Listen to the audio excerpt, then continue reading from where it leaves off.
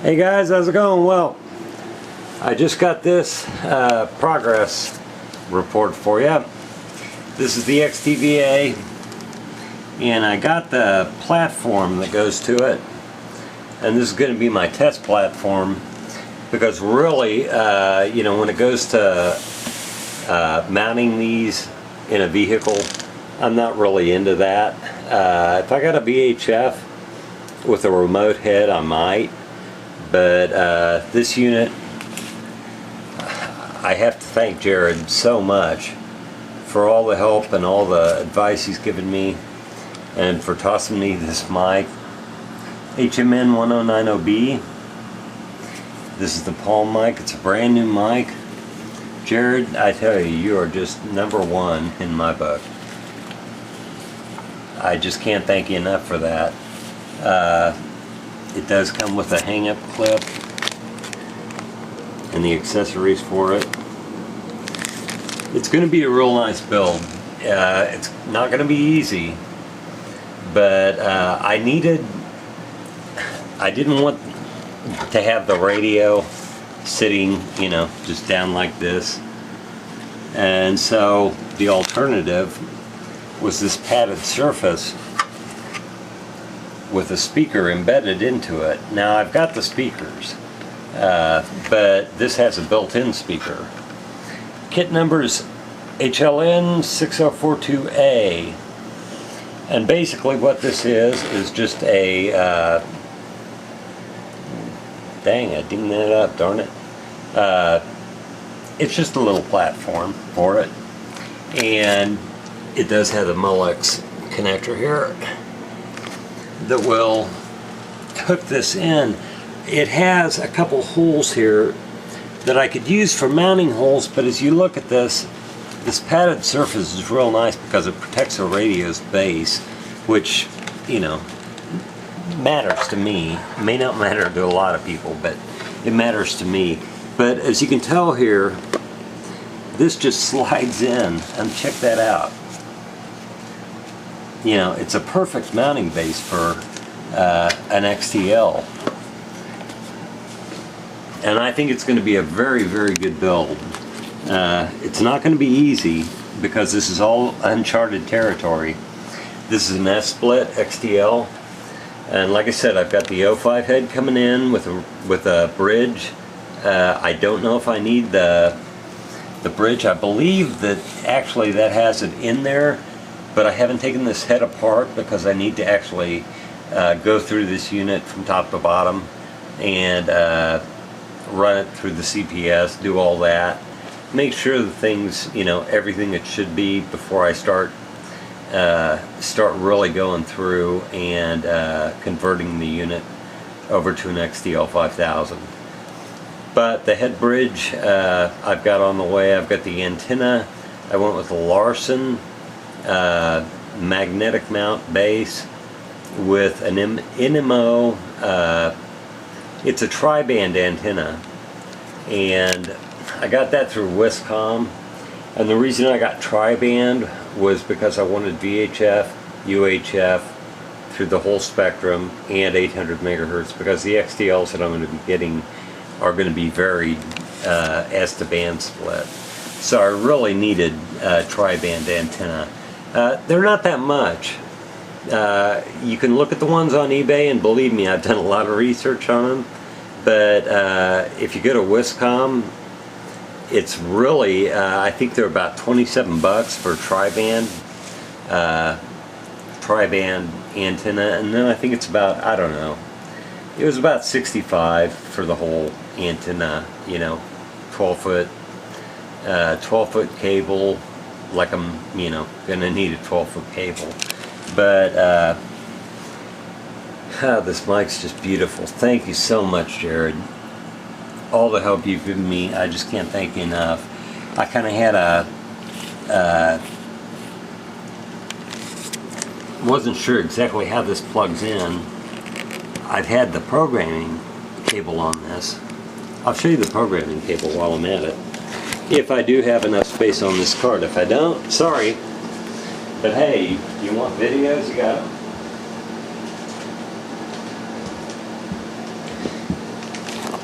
in order to, in order to be able to test these units out and do the diagnostics, do the upgrades, do the firmware upgrades, do the flash upgrades, convert the units, to do all that, I need the proper equipment, and it's, it costs a lot of money to do that. But at the same time, just like with the radios, they're an investment, and you've got to spend money to make money, and it's just the way it is. This is an S-split that I'm just getting ready to put on the market, and 450 to 512. Let's see here.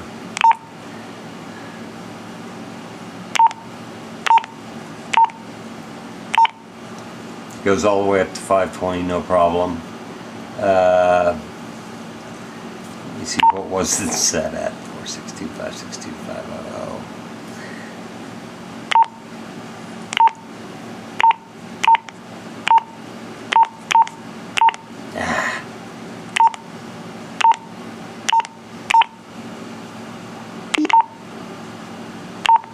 There we go.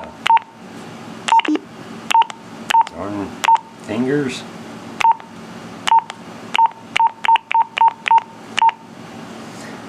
Alrighty. So that's going to communicate very well with the unit. Now, this unit is actually ready to roll. It's got an Impress battery. I've conditioned it, initialized it and conditioned it. It's running right at 90%. I'll show you TX and RX on it. 5K. Oh, I may need to. Yeah, I do.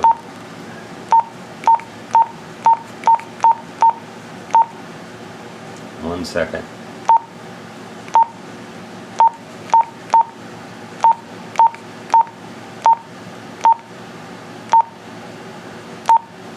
Alrighty, action. Check, check, check. Using a 5K here with this unit. Check, check. Transmits and receives like a champ. It's got a Bravo processor, it's BN. Check, check, check. And with this unit, I'm actually, with the 2500 series, I'm going to go ahead, I do have some, I've got the chargers that are the IntelliChargers. I've got about 20 of those rolling in. I'm going to have to go through and make sure they all work and everything. I'm getting off topic, I know, but this is actually going to be a package that I'm going to start carrying in 2500s. When you buy the 2500s, rather than an IntelliCharger, I think I might go ahead and just bump up to one of the Impress chargers, and with the 3.90 firmware in it. There we go. And I've already bumped the firmware up in it. But used charger, but very good. It'll come with a booklet, and the booklet's sealed, so I'm not going to open it. It comes with a CD within that booklet and also the paperwork. These batteries are very good batteries. They're Impress batteries, and this particular one is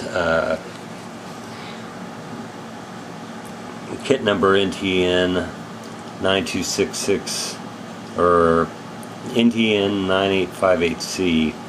I'm looking at the time on my battery. Very, very good unit. Everything it needs to be. No excuses. I tell you, 2500s are really nice radios. I have mentioned to a couple people about these side contact desk covers. They're very good because you can just take the desk cover off like that. It's very, very nice to be able to do that, as opposed to getting the standard desk cover. That's really a nightmare to get off. If you do take a side contact desk cover that's standard off, don't go from the top. Don't try and take it off from the top. You go from the bottom. There's a channel right here. Here, I'll show it to you on the 5K. Take this audio adapter off.